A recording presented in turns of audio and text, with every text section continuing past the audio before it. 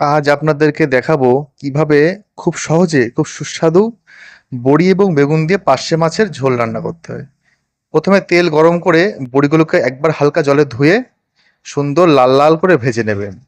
বড়িটা ধুলে কি হবে, বড়িটা সহজে পুড়ে যাবে না। এরপর বড়িগুলো ভাজা হয়ে গেলে বড়িগুলো তুলে রাখুন। ওই তেলেই এবার বেগুনগুলো ভেজে নিন। বেগুনগুলো প্রথমে ওই তেলের মধ্যে দিয়ে বেশ হাই হিটে ভালো করে উল্টে পাল্টে ভাজুন। এই সময় একটু নুন দিন, তাহলে ভাজাটা বেশ ভালো হবে। এরপর বেগুনগুলোকে বেশ মোটামুটি ভেজে তুলে রাখুন। এরপর কড়াইয়ে তেল দিন, তার মধ্যে তেজপাতা, শুকনো লঙ্কা ফোড়ন দিন, আর ফোড়ন দিন কালো জিরে।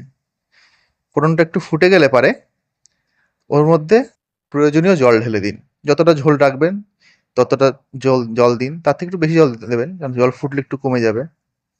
এরপর জলের মধ্যে হলুদ দিন। হলুদ দেওয়ার পর ভালো করে জলটাকে ফুটতে দিন। জল ফুটে উঠলে তার মধ্যে ভেজে রাখা বড়িগুলো দিয়ে দিন এবং ঢাকা দিয়ে দিন। ঢাকা দিয়ে একটু জলটা ফুটতে দিন, বড়িগুলোকে একটু সিদ্ধ হতে দিন।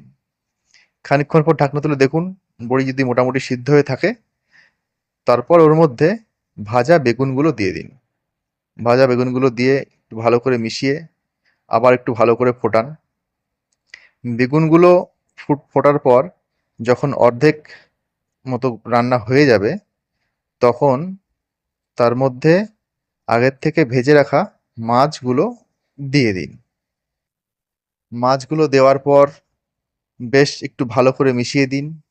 মিশিয়ে দিয়ে এবার সমগ্র তরকারিটাকে ঢাকা দিয়ে ভালো করে ফোটান।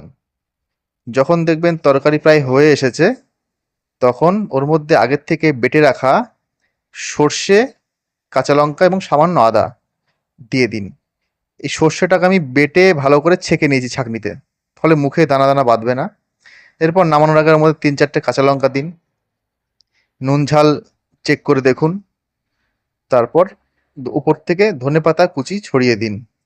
তৈরি হয়ে গেল বেগুন বড়ি দিয়ে পার্শে মাছের সহজ, সরল অথচ ভীষণ সুস্বাদু ঝোল।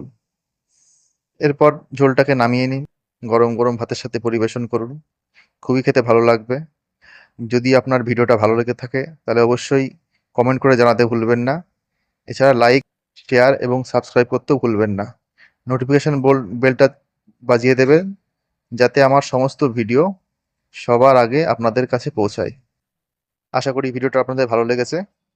আশা করি ভিডিওটা আপনারা উপভোগ করেছেন। ধন্যবাদ।